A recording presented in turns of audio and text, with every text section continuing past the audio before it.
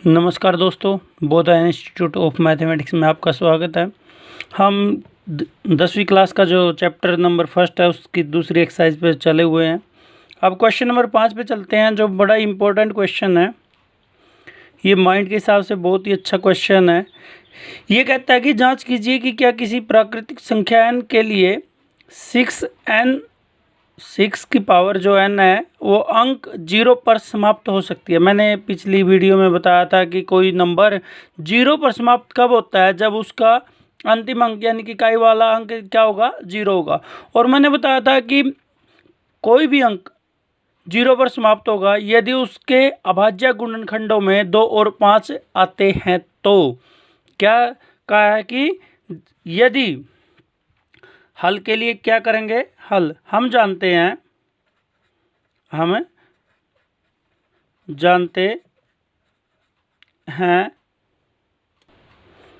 देखिए, हम जानते हैं कि किसी भी संख्या के अभाज्य गुणनखंडों में यदि 2 और 5 आते हैं, कोई और आए या ना आए, 2 और 5 आना जरूरी है, तो उस संख्या का इकाई का अंक क्या होगा, 0 होगा। ये इसने पूछ रखा कि 6 की पावर n है कि जो लास्ट अंक होगा वो 0 पर समाप्त होगा। तो देखिए, अब हमने जो लिखना था वो लिख दिया, कि हमें जो बेसिक बात पता थी वो हमने लिख दी। अब 6 की पावर जो n है उसको मैं 2 × 3 लिख सकता हूँ, क्योंकि 6 को और उसकी शक्ति n है। तो हमने पहले भी ये पढ़ा हुआ है कि a क्रॉस b की शक्ति अगर n है तो उसको a की शक्ति n क्रॉस b की शक्ति n के रूप में मैं लिख सकता हूँ।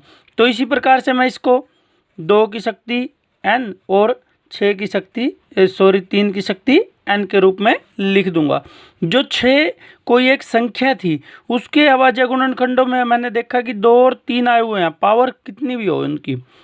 बट यहाँ देखने की बात यह है कि 6 की शक्ति n संख्या के जो संख्या है, संख्या के अभाज्य गुणनखंडों जो अभाज्य गुणनखंड है उनमें क्या है कि अभाज्य गुणनखंडों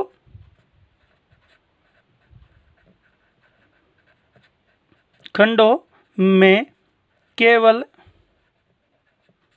2 और 3 हैं, 5 नहीं है। 5 नहीं है ना, तो इसका मतलब जो 6 की शक्ति n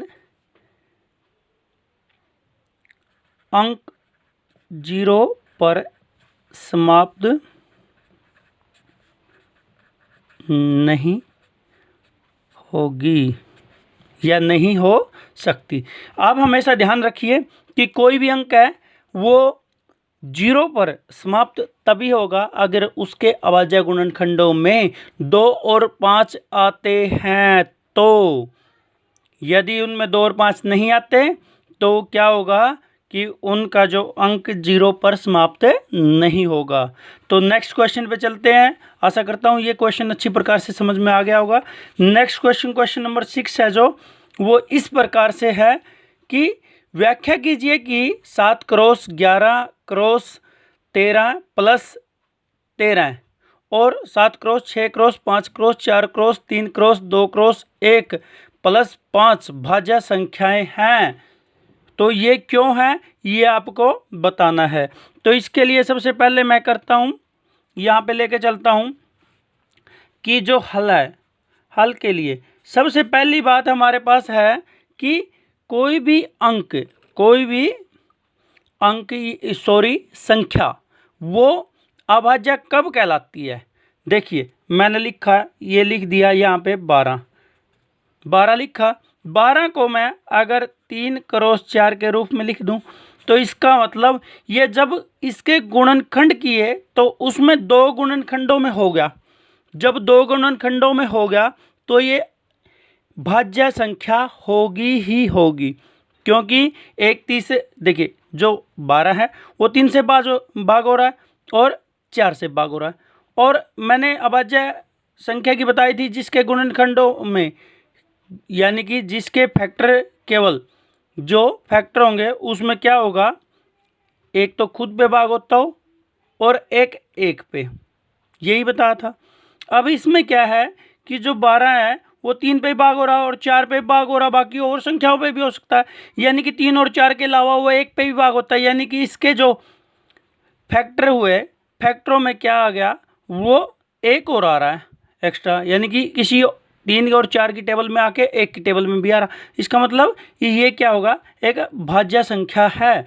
तो इसी तरह से हमारे पास क्या होगा, हमारे पास ये है कि 7 क्रॉस 11 क्रॉस 13 प्लस 13, ये संख्या दे रखी है। मैं इसमें से 13 कॉमन ले लेता हूँ, 13 लिया मैंने बाहर, ये 7 क्रॉस 11 प्लस 1 बचेगा क्योंकि 13 बाहर आ चुका है।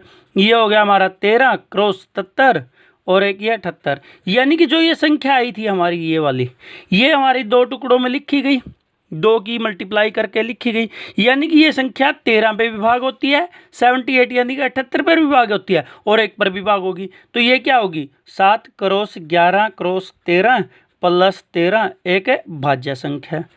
इसी प्रकार से हमारे पास नेक्स्ट पार्ट है 7 cross 6 cross 5 cross 4 cross 3 cross 2 cross 1 plus 5। इसमें से अगर मैं 5 बाहर ले लेता हूँ, सेकंड पार्ट है ये, 5 बार लिया तो ये 7 cross 6 cross 4 cross 3 cross 2 plus 1 बचेगा, यानी कि एक तो 5 से भाग हो रही है ये संख्या और एक ये जो आंसर आएगा इससे भाग हो रही है, यानी कि इसका आंसर करके हम सिंप्लीफाई लिख सकते हैं।